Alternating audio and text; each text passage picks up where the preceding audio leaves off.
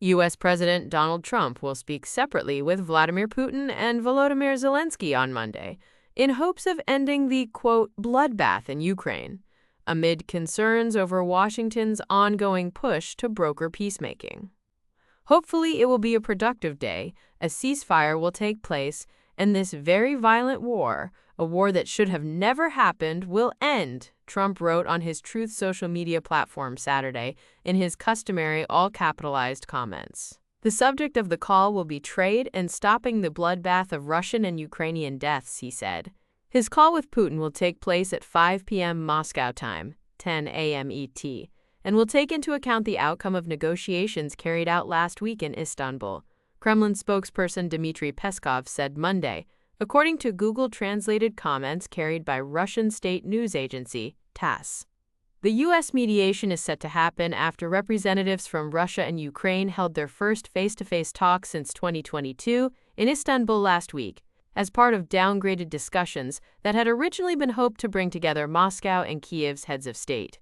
Putin and Trump ultimately spurned the meeting, which culminated in an agreement to exchange prisoners of war, but failed to progress the peace process. Talks to end the 3-year war in Ukraine have languished in recent months, despite a U.S. drive to materialize Trump's pledge to achieve peace urgently.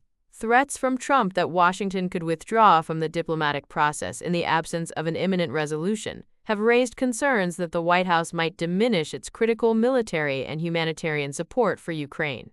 Trump, who's revived dormant relations with the Kremlin after years of frigidity under his predecessor Joe Biden's administration, has recently turned tack on his reluctance to directly criticize Putin, increasingly levying the possibility of further sanctions on Moscow and backing a Ukraine and Europe-endorsed call for a 30-day ceasefire.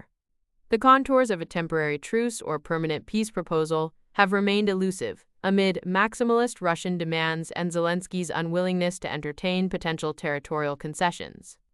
The U.S. has presented a strong peace plan, and we welcome the prisoner of war exchange agreement reached in Istanbul. Let's not miss this huge opportunity. The time for ending this war is now, U.S. Secretary of State Marco Rubio said on social media Saturday, following a call with Russian Foreign Minister Sergei Lavrov.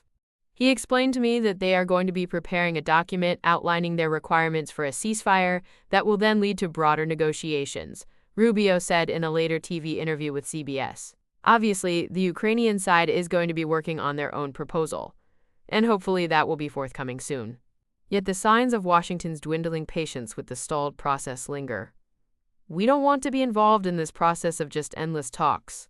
There has to be some progress, some movement forward, Rubio stressed. On Sunday, Zelensky also met with Rubio and U.S. Vice President J.D. Vance, decrying on social media the low-level delegation of non-decision makers deployed by Russia to Istanbul last week, adding that he reaffirmed that, quote, Ukraine is ready to be engaged in real diplomacy and underscored the importance of a full and unconditional ceasefire as soon as possible. Sidelined throughout much of the recent peace brokering, European officials have raced to engage with the White House, with British, U.S., Italian, French, and German leaders discussing Trump's upcoming engagement with Putin during a call on Sunday. Looking ahead to President Trump's call with President Putin tomorrow, the leaders discussed the need for an unconditional ceasefire and for President Putin to take peace talks seriously, a British government readout said. They also discussed the use of sanctions if Russia failed to engage seriously in a ceasefire and peace talks.